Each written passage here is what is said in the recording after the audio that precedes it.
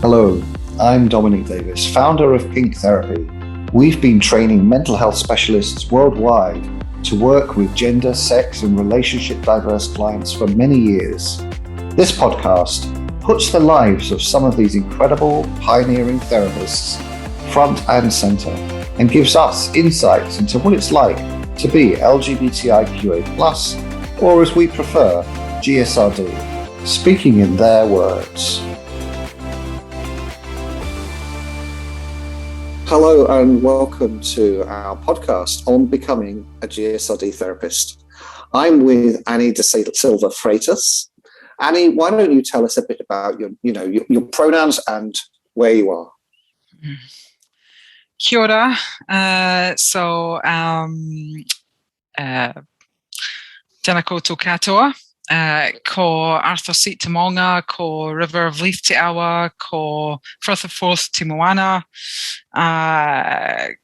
ko no Potukara ka mutu kotarangi ahau, ko Anny da Silva Freitas toko ingoa. So I'm here in Whanganui Aotearoa in Wellington. I've just explained a little bit, which is very typical protocol in Te Māori, just a little bit of where I hail from. Just my parents are from Madeira, the island of Madeira, and I was born in Scotland, and I've been here for over 20 years, and I use they, them pronouns. Thank you. And what work are you doing in Aotearoa? Yeah, in Aotearoa. I'm working with the student counselling team at a pretty well-known university here in Wellington. And I'm particularly focused with gender affirmative work here at the university. And I also do a little bit of private work as well. Mm-hmm, mm-hmm. Yeah. So the project that you're working on, I know the project that you're working on at the university is very pioneering, I think. Yep. To my knowledge, it's one of the first universities that's moved into running its own gender identity therapy service. Is that right? Do you want to tell us a little bit about the context of that and how that operates? Yeah, sure. I suppose the wider context is that, firstly, I want to just really foreground our health colleagues. So back in 2016, one of our doctors, Kathy Stevenson, was involved in a sex gender diverse working group, kind of a community health professional collaborative networking group. And there were more and more, particularly trans clients coming through to the university wanting support. And at the time, before Pink Therapy, actually, I had done a little bit of work supporting trans, non-binary and queer folks in a previous youth health service. And I also had a really great external supervisor, Manny Mitchell. So totally, yeah. So they were really, they've always been supportive and affirmative, and like Anny, you can do this work. So I started working with Kathy really to support. At the time, to get hormone treatment, our clients were referred to secondary services. So they would go through the hospital and they would meet with a clinical psychologist, do a thorough clinical assessment, and then that would form a referring letter that would then go to endocrinology, and that was the process that a lot of our clients were going through. So Kathy and myself, I guess, believed that didn't need to happen really. So we started doing that mahi in 2016, and it's a real collaborative. So we're called the Gender Affirmative Multidisciplinary Team. And there's been a real focus on us talking about working collaboratively. So I can't, so it's not so much a counselling service, if you like. It's a joint health and counselling. It's the multidisciplinary team. It is, yeah. And it sounds like you're working in a more informed consent model than a gatekeeper model.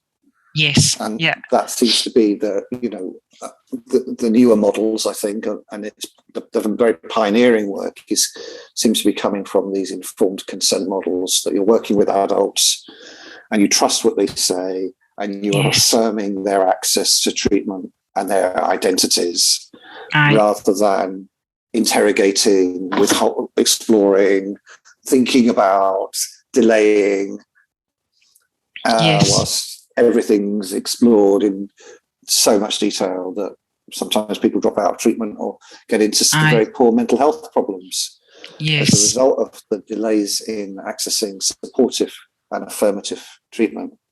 I have to say, totally, Dominic. I have to say that the other part that's actually really important is that also our community NGOs were also have been involved in that sex and gender diverse working group, but also within Aotearoa where I work, there was a steering group of queer youth. So we also worked alongside with them, and I have to say, looking back now 6 years ago, when I first started, I believe I was seduced by pathology because I was using I do believe it would have been called gatekeeping a little at the time, because I inherited this, readiness assessment letter format that really, to be able to do the mahi in primary care, I had to prove that that it was kind of worth. It was a robust assessment, if you like. Right. And I look back with a bit of pain on that process now, because sitting with this is so not right, and also I have to do this was really quite challenging when I look back now. So I'm happy to say we don't do that anymore. Yeah, and I think a lot of professionals feel that way too, about who am I to be making these judgments on whether someone gets access to treatment or not, when I don't know their life. I don't have to walk their life or talk their life. And I think that was the dominant model back then, 6-7 years ago, and it still is in many parts of the world. Still is in the UK. So I think it's very pioneering, and it's always good to hear that the work is being done in other ways, and that through community consultation and support, and bringing in interested and invested partners into the projects, like the service users, then we can learn and things can improve. So I think it's great that you're doing that, and all power to you. Yeah. Well, I'm what very else are you lucky doing apart from, Sorry, I was just going to say that I'm very lucky that I'm really a member of a really supportive, much wider team. There's so many people that have all contributed, and I think it would be remiss not to mention that. And the other part, I think you've picked up your team, your pals. Anyway, cool. Yeah, they're good. Yeah. But this is about you. This is about some of your work. Yeah. It's about us getting to know you a bit. And through your eyes or through your lens, In your private practice, are you working on any particular projects at the moment? Are you engaged in any research, or because your day job is very pioneering? So yes, that might be good enough. I'm finding that there's a couple of things. One is the work itself is I'm really focused on doing the work on the ground, so to speak. And I am a member of PATHA, which is the Professional Association of Trans Health Aotearoa.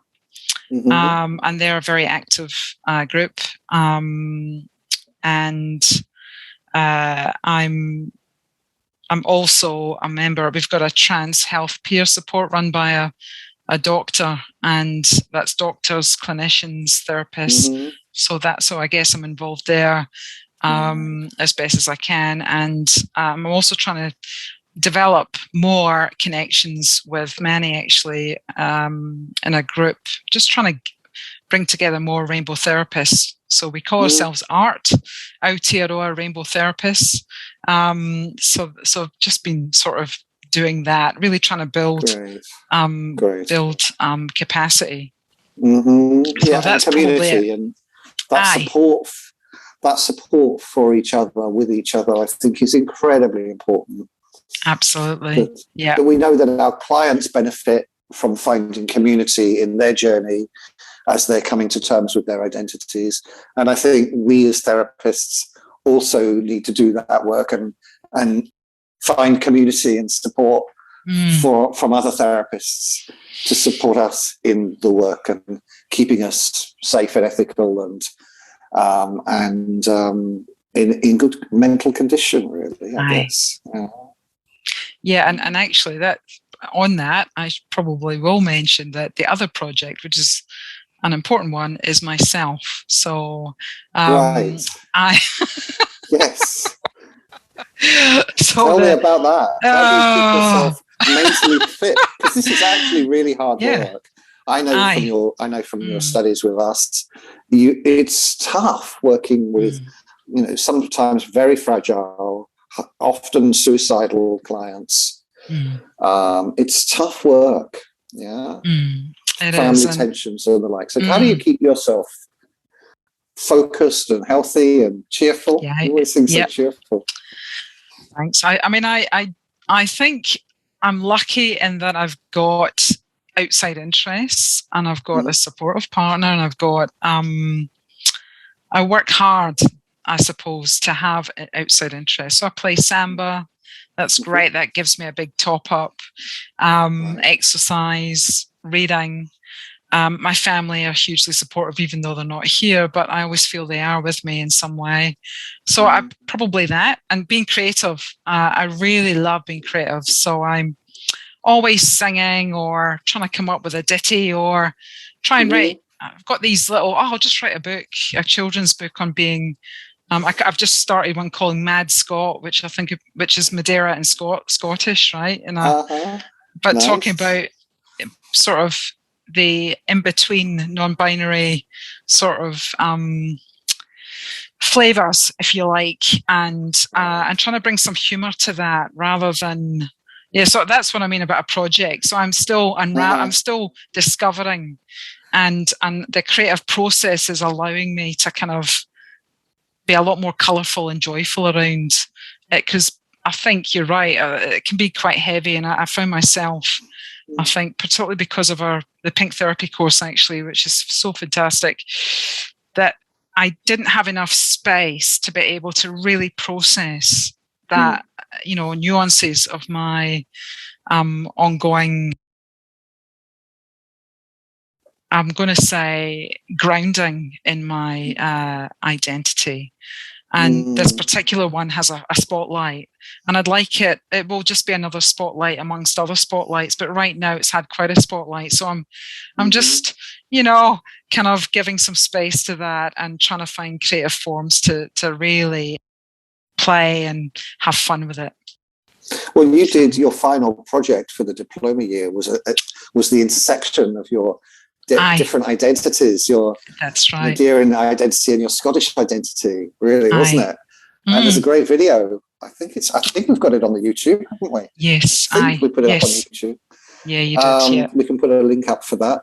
But it's that sounds like that was maybe the beginning of this Mad Scot project, and that you're now taking into a kids' book. Yeah. Yeah. Exactly. Wow. Yeah. Wow. That's interesting. Yeah. That's interesting.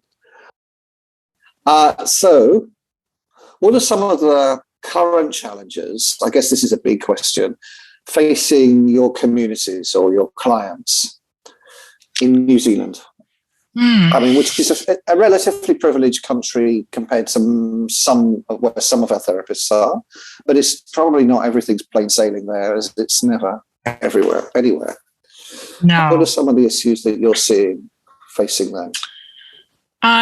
I would say, I mean, firstly, I want to just give a little bit of context in terms of just at the weekend, actually.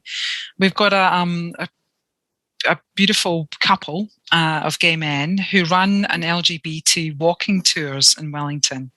Mm. And they take different themes. And my partner and I attended on Saturday. And they were focusing the walk on a very famous icon here called Carmen Rupe, who was born in 1936 and was a woman way ahead of her time. She calls herself a transsexual. And I think she lived here in Wellington, Maori descent, and lived in Wellington for 13 years. And in that 13 years, she opened 12 businesses, a strip club, sauna, coffee houses at a time that there was a restriction on when you could sell alcohol in the day. So she found a way to imbue the coffee with, you might call it Gaelic coffee or an Irish whiskey, Irish coffee today. But back then, she had these kind of different, she also was sent to prison. And I'm going on about Cameron because she's so iconic. She sounds amazing. Fact, I'm really interested. Carry on. Honestly, right? So, okay, so this is a great story. So one of the things is when she was sent, she was done for, the police were always trying to get her for sex acts. And she was a sex worker for a while. And she was caught, basically sentenced for wearing women's clothing. And so she was told to turn up to court. And she was told not to wear a dress. And her response was, look, you charged me in a dress. I'm turning up to court in a dress. And the judge thankfully just threw it out of court. But this iconic person, there's a kind of area in Wellington, the central Wellington was now a pedestrian crossing that's rainbow. And I think it was 2018, sorry. The mayor at the time wanted to, with the queer group that wanted to honour Carmen on her birthday, they changed the traffic light. So green is a statuesque silhouette of Carmen on the traffic light, which is just so brilliant. So stiletto heels and beautiful hair and kind of rainbow pedestrian crossing. So I think the reason I've started with her is that she's really formed quite a legacy. She also set up the first bars and she's just done so much in the city. And there's this amazing history, and there's still a lot of transphobia in like there is around the world. And it's this, I think we're in interesting times because there's amazing NGOs in Wellington. There's gender minorities Aotearoa. So they're run by for trans community organisation doing a lot of activist work. There's also, gosh, I've written them all down here, Gender Bridge. There's Outer Spaces. There's Inside Out, which is a youth organisation. There's Te Whanawhana, which is a Māori, Takatapui community group that meet, and they just they focus on cultural practice. So kind of kapahaka, waiata, so keeping really the traditions alive. Keeping traditions, but also it's more than that. I think they might say to continue to restore the Maori, which means spirit, to sort of bring in the spirit, keep the spirits up. There's a massive drag scene. So the drag queens really used to kind of rule the roost, but the drag kings have been bringing it. So there's now a real, my gosh, there's quite a lot of different production groups all running regular drag in a couple of bars in Wellington. And then there's the act of most universities have queer student groups. So at Victoria, we've got UniQ, we've got a Rainbow Advisor, Rainbow Inclusion Advisor in the university, and a lot of universities are moving towards having a Rainbow and Inclusion. They're called a Rainbow and Inclusion Advisor. There's someone that's just set up the Secret Club, which is a person felt that there wasn't enough for, particularly for queers that maybe don't always want to go to the pub or drink, or so they run all sorts of different. It's a beautiful space for different types of, like Stitch and Butch, which is a craft group, or board night, or you name it, really whatever. Vibrant. It is. An incredibly vibrant community. Set of communities that you've got there. Yeah. It's and then of course there's S&M's and Ivy, which is the two local bars, and FAFSWAG, which is the ballroom scene up in Auckland for Black and people of colour. That's really taking off as well. There's a whole scene. So I could speak, and there's a lot of activism. There's just so much interconnections between the various groups, and I think that's why it feels really vibrant, actually.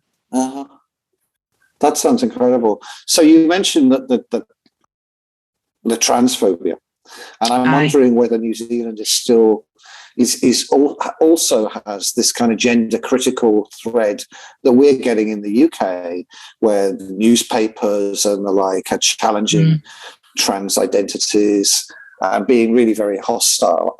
Is that happening in New Zealand too, or are you all a bit kinder and a bit more sorted there? I'm wondering. I would. My take is yes, it is happening, and there's still, I guess, quite a lot of TERF action or trans exclusionary radical feminist type. There's a few vocal groups here, but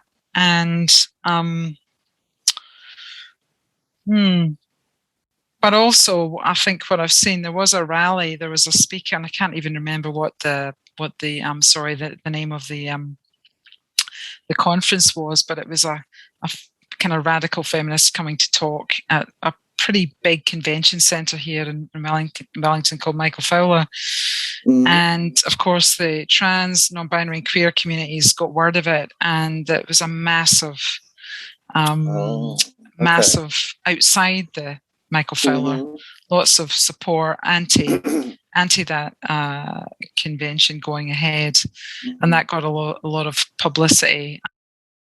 We've had the BMDRR bill, the Births, Marriages, Deaths Recognition bill that's gone through, and there's the anti-conversion therapy bill that's gone through. So there's been some real... So that's gone through too, including trans and gender as an inclusive package, or because we're trying to, apparently our government thinks that you can just separate off sexual orientation and protect people from that, but they're not including gender in that, which is just absolute nonsense and impossible. It is nonsense.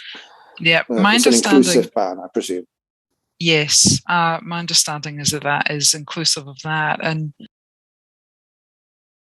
however, saying that, one of the things that's come up is, for instance, when people want identity documents, it only covers citizens of people that were born here.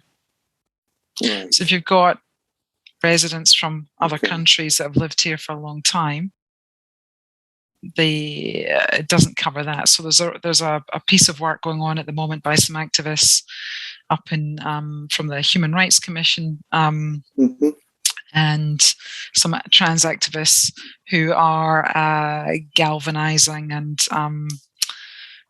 challenging that at the moment. And I have no doubt that they'll be able to do something, because they're pretty dynamic people that I'm thinking about. So anyway. So the struggle continues, but actually there are worse places in the world to be living than in New Zealand.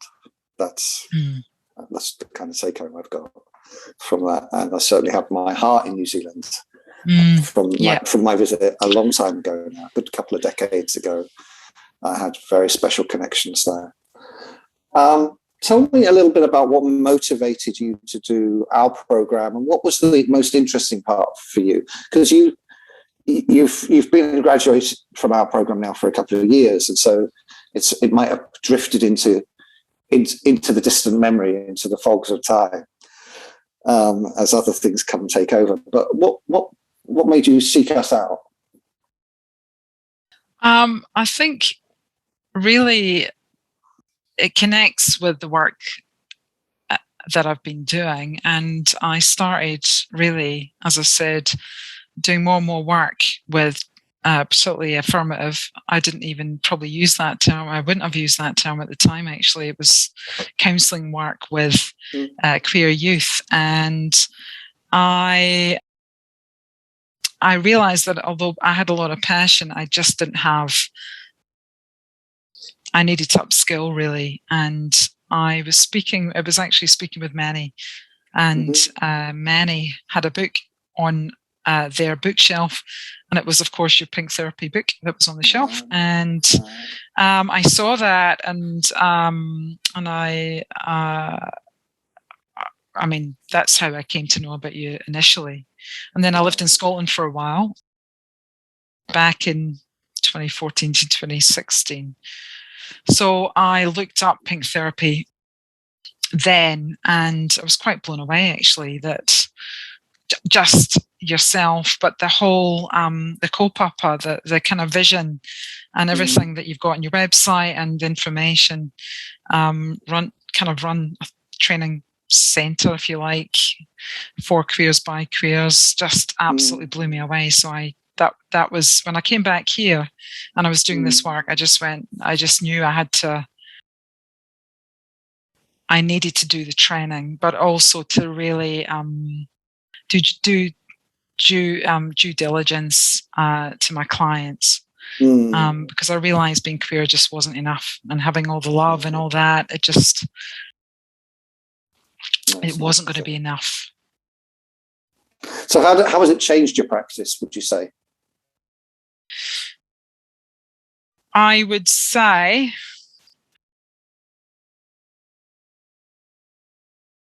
that the biggest things really is that I've written here, my listening and attunement is so much more informed when I'm with clients. I can hear on a different level because of the information I've received. And I'm just thinking about a situation actually with a client who was really depressed, and just sharing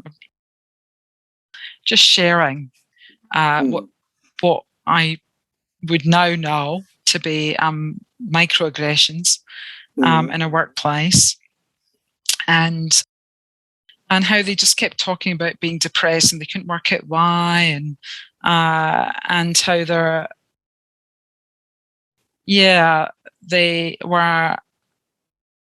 really took it on. They really saw themselves as the problem. And so by being able to kind of explain how microaggressions work and how minority stress works and all of that, I could see a little flicker of a light, like, it's not me. Right. And there's just so many examples that I use in terms of the information I've gained and the kind of contextual knowledge I have now. Yeah.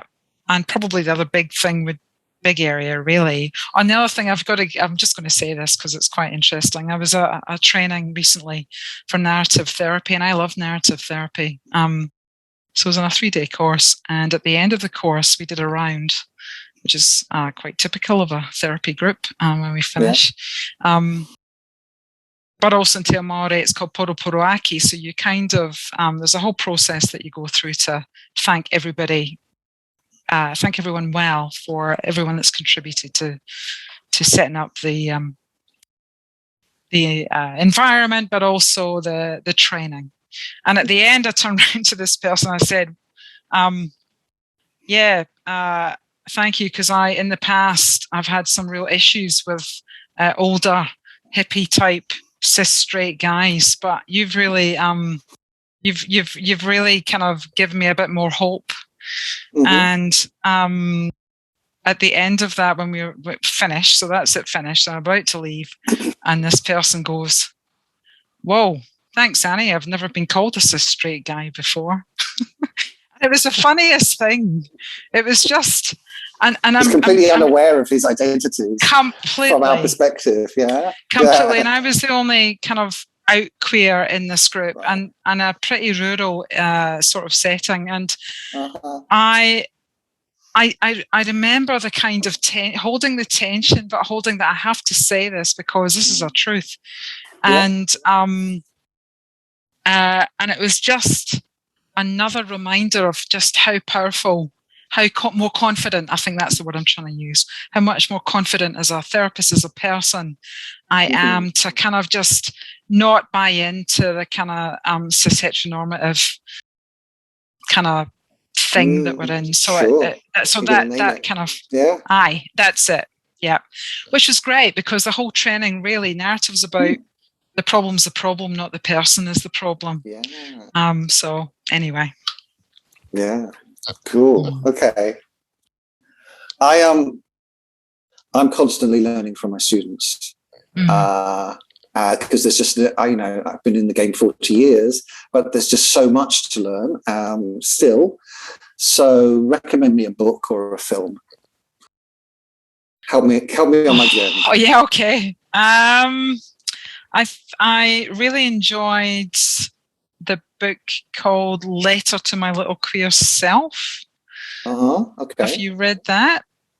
No. No.